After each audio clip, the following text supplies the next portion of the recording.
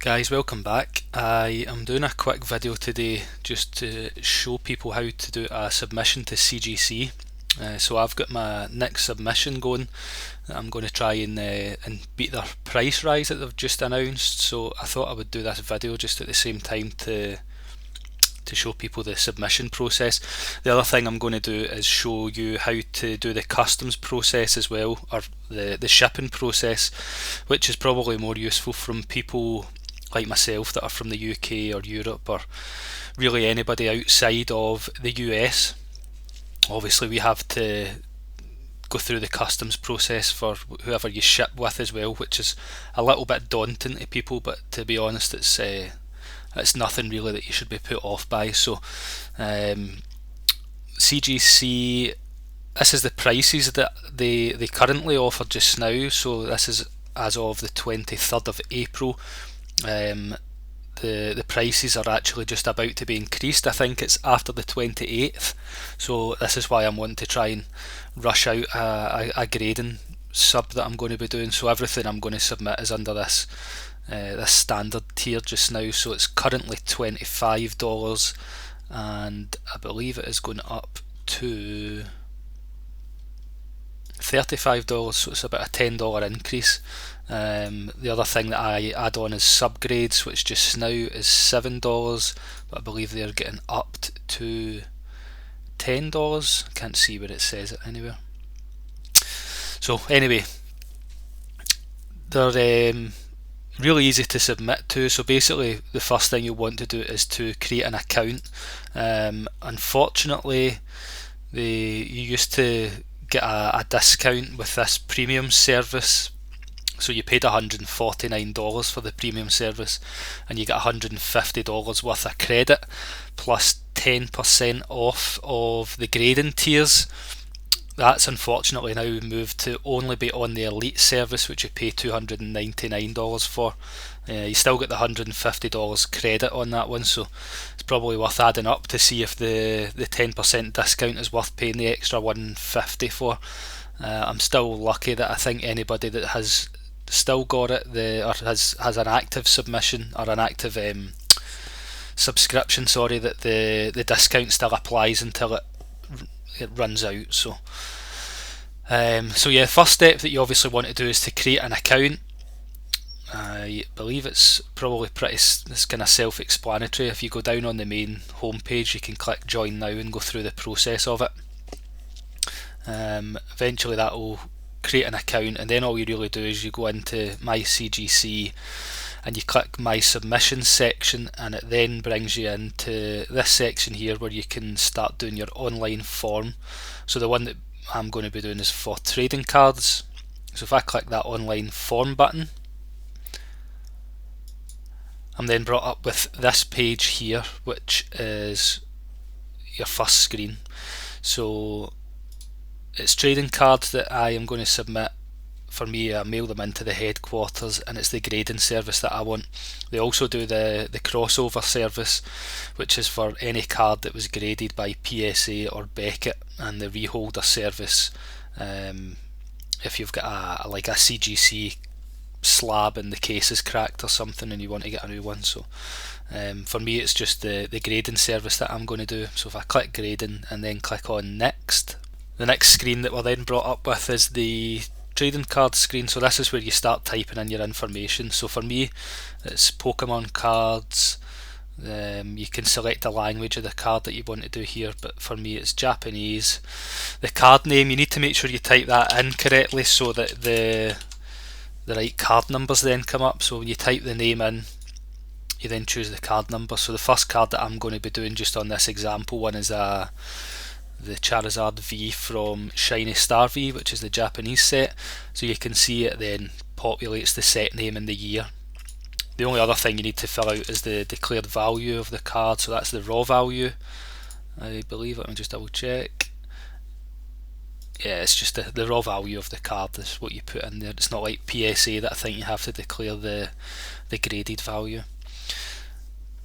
So once you've done that, if you then click next, it then brings you on to the screen where you select the grading tier that you want to go through. So if you've got a 50 card minimum submission, maximum value of $100 per card, you can use this bulk submission here. Turnaround times are obviously quite long on bulk, so you can see there it's up to 144 working days, so you're close to 30 weeks, which is obviously quite a long time. In my case, I'm going to be doing the standard submission, so worth bearing in mind that it is lower than it was, the price, sorry, is lower here than it was when I showed you earlier because of the membership I'm on, that I get a 10% discount. So what I select is the standard submission service, and I select the subgrades. You also get the $10 or the 10% reduction on that as well, and then you just click add to cart.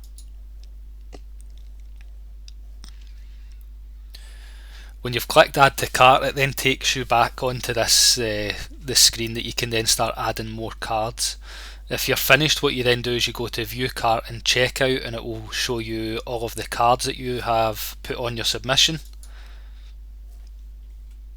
So you can see here, it's actually saved one. I started doing this video yesterday and the quality wasn't that good. It's the first time I've used a screen recorder, so I had to scrap the video, but it's still got that in my shopping basket from yesterday. So once you've done that and you're happy with all the cards that you've got on your submission, you would then click checkout.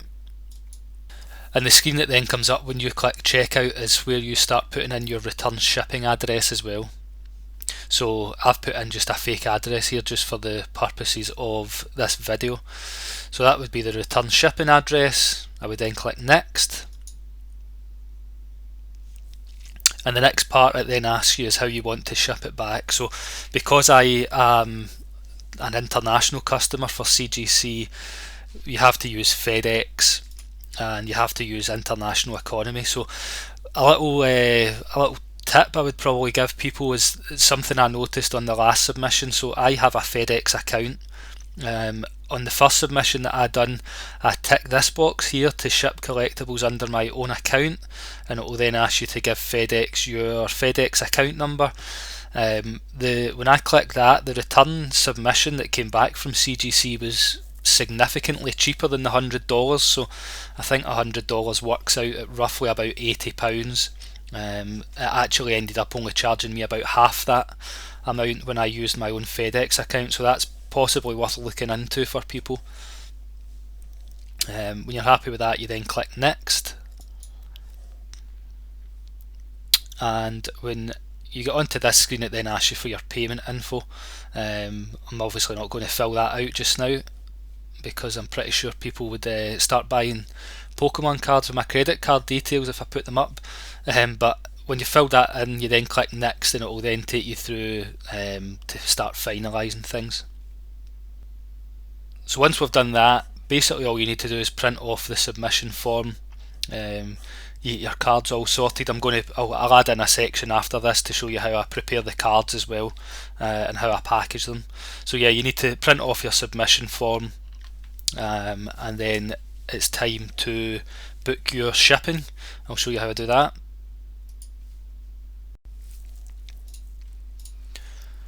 Okay, for shipping your cards, there's CGC actually give you some guidance on how you should do it for packaging, and a couple of important things to note here. If you do choose to put your submission under the walkthrough service or the express service, you need to mark it on the outside of the box. So what most people tend to do is just to write it in really big letters using like a Sharpie or a black permanent marker or something, just so that it's obvious. And the other important thing that you need to make sure that you follow the instructions is for the shipping address as well. So I think American nationals, they normally submit using the US Postal Service, which gives you this address here, but for myself and anyone else that's shipping from outside the US, you need to use this address down here. So if you're using someone like FedEx or DHL or TNT, you need to make sure that you put this address in. Now, the service that I use for shipping my cards is this third party company called Parcel Hero.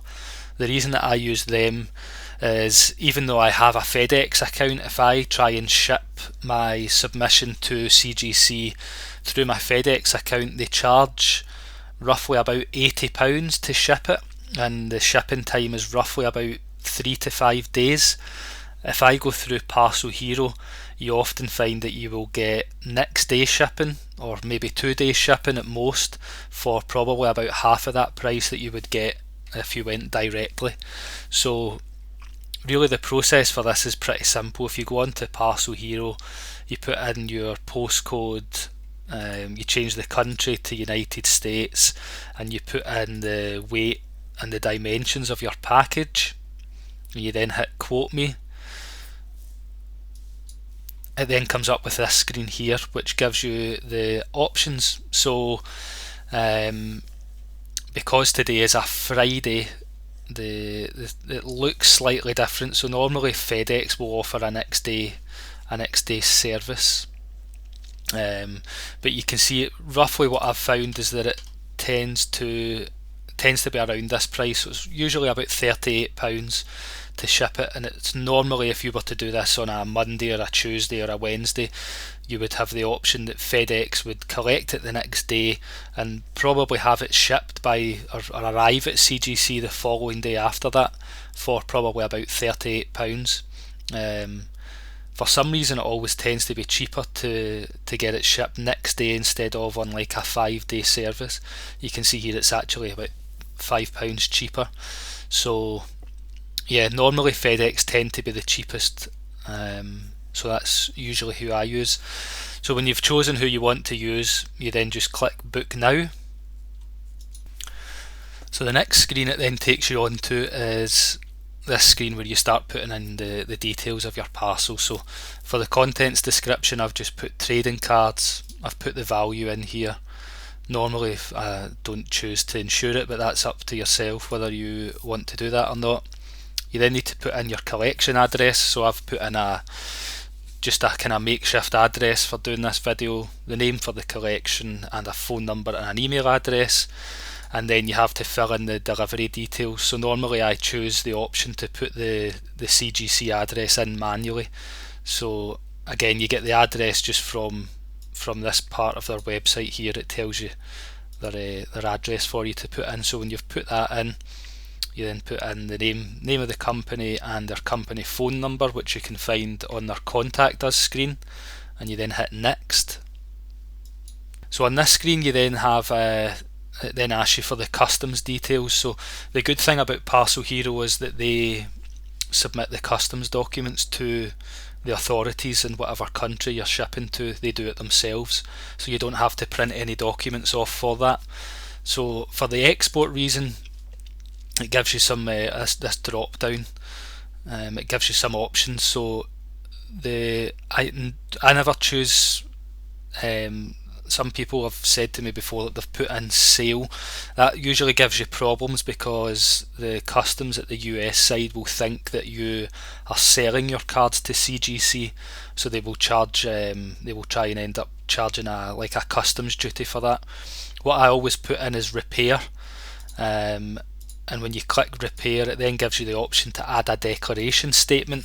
So in the declaration statement, I usually put in trading cards to be condition assessed and encapsulated, returned to me within. So usually what I'll do is I'll put in a statement in here just saying return to me within whatever the turnaround time is. So for the standard service it's within 30 days. I usually add on a little bit extra to account for CGC's booking in period, so say return to me within let's say 3 months for talking sake. So what then happens is when you send this off under the export reason of repair, what's happened with me at least is CGC have then sent them back to me, and they've selected the return option. So then what happens is FedEx will get in touch with me, tell me that CGC have sent a shipment to me, and they will ask me for the tracking details for the package that I originally sent to CGC.